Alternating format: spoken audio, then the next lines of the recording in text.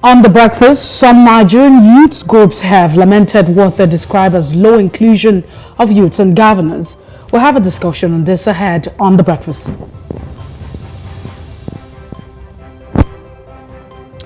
Also on the breakfast, farmers in Nigeria have disagreed with the Minister of Agriculture over a comment that there won't be food scarcity in the country next year. Who is calling this currently, or who is correct that this will have further analysis on the show.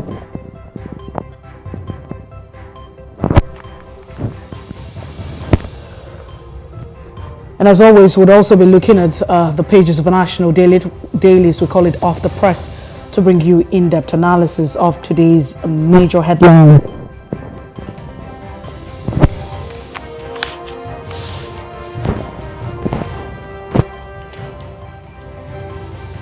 Welcome to the breakfast on PlusTvAfrica. It's a beautiful Monday morning and thank you for joining us. I am Messi Bokwo.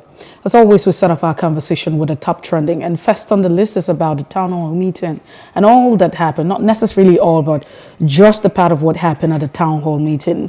So first, there was a town hall meeting that was organized in collaboration with the media house, and in all of that, it was expected that the front runners of the candidacy, those who are vying for office come 2023, were all invited to come speak to Nigerians.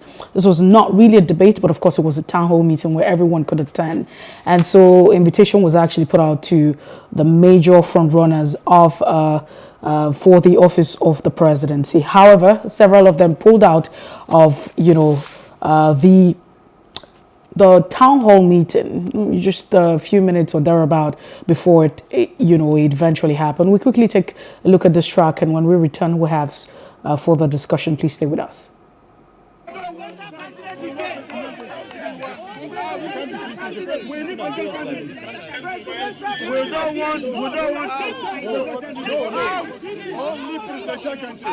We want presidential candidate. Presidential candidate. Only presidential candidate. That's what we want. Only we want presidential candidate. Only presidential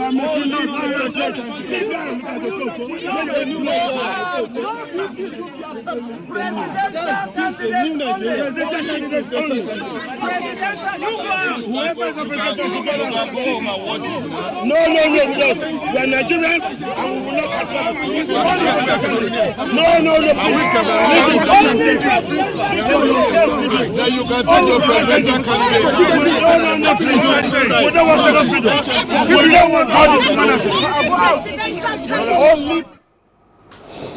Well, that's actually what a bit of what transpired right there as regards the reaction. Some people say Nigerians rejected Okowa at the town hall meeting, asking him to step down because he's not the presidential candidate. The town hall meeting was held for those who are vying for the office of the presidency come 2023. And in this particular case, Okowa, of course, running mate of the former vice president and presidential flag bearer of the People's Democratic Party, Atiku Abubakar, was actually stepped down. And some people had tagged already that it was a group of persons or supporters of the Labour Party, which I think that, in all of this, everything that happened yesterday, if you follow the town hall conversation, didn't really, allow people to pay attention to the conversations that would have emanated from, all of the candidates. Although you didn't have an equal representation, Kwankwaso was, really live and available, but the likes of Atiku and, of course, Tinubu were not really there at the meeting. And so, yes, but so some of the, issues and discussion is that what's the problem? If you have someone who's deputizing for you or a vice, would it be wrong to have a vice speak? I mean, you could also see Dino right there. It was really one thing. But I really don't know how far, we have fared as a country, with some of these issues, especially with town hall meetings and all of the debates. It's really something that's not very new, to the Nigerian polity. And so that might just be the reason why you have a lot of people who don't really pay attention to it, really. Would it be okay to have a vice in that particular situation? Right. does it make any difference? Is there a law that actually says so? And if you want to talk about the law, then you begin to talk about the town hall meeting. What is the recognition? But however, it was a forum where these candidates, everyone who wants to become a president, especially those who are the front runner, has been categorized, would come, have the platform to talk to the people about their intentions, what are the plans, or probably answer questions from Nigerians. But that was a different case right there, and so that got a lot of buzz. But like I rightly mentioned, it really didn't give the people a lot of time. It really didn't allow the message to, get down to those. Because at the end of the day, I mean, this is what we're talking about, the fact that he was rejected. What about the content, the things that were said by those who were actually there? But that's what it is. We're not in democracy. Gradually, we'll definitely get to that particular point.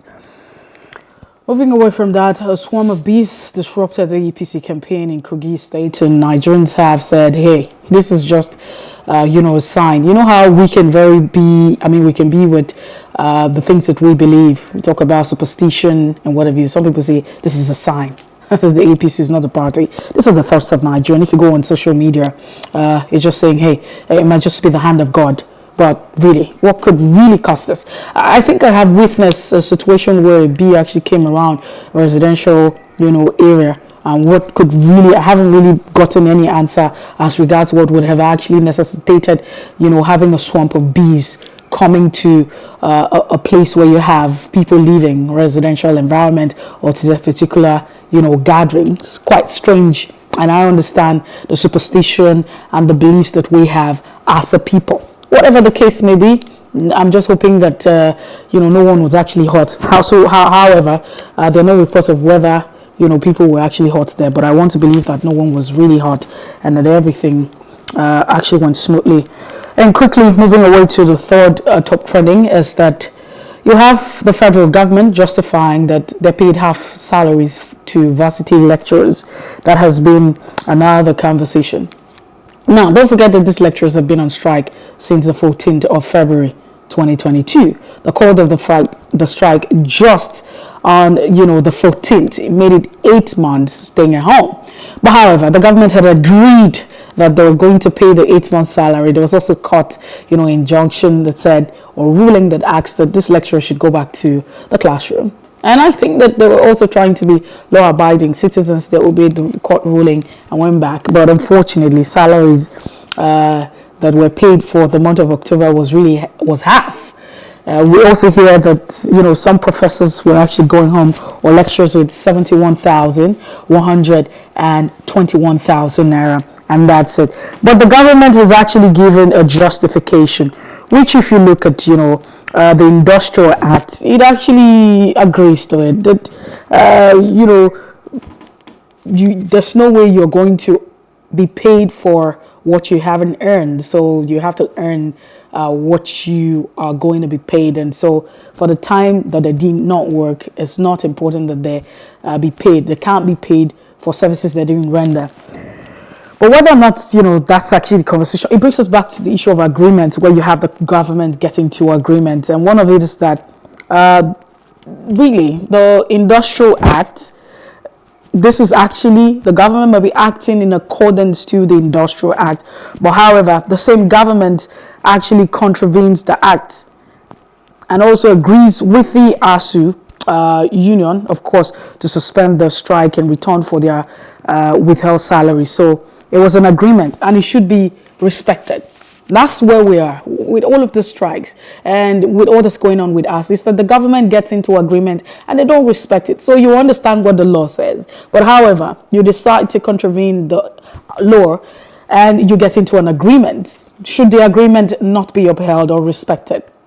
There's no integrity. Agreements are not really respected. If you look at the history over time with ASU is still going to embark on another strike. Not that I'm a prophet of doom, but that's what it will be, because government over time refuses to keep to the other side of the bargain, and we need to respect the fact that two people come together, whether as individuals or as an organization, and then you have to keep to the other side of the bargain. That's where the issue of integrity lies. So where is the integrity of the government? Why do you constantly have to get into agreement when you know you cannot uphold the other side of the bargain? It's a lot. It's several questions that we need to ask. Unfortunately, these lecturers have been paid half salaries. Sometimes you need to, move away from the other side where you are and put yourselves in their shoes. Just imagine what life would be or what life is for these lecturers. How are they surviving? How are they, going about your business, especially when it's expected that, you're putting a lot of energy, you concentrate in the duty or the job of being a lecturer. It might just be really a lot for some of them. And those who are very dependent on this just to take care of their medical bills. There are several reports verified of some lecturers who've lost their lives because they're not able to, pay their medical bills and what have you. I'm thinking that, the government and also should come to a point of, a true compromise. And whatever agreement is reached should be respected. That's it this morning on our Top Trending. We'll take a break, and when we return, it'll be time for us to go through the pages of the national dailies. We call it Off the Press. Tunde Kolawole will be joining us. Please stay with us.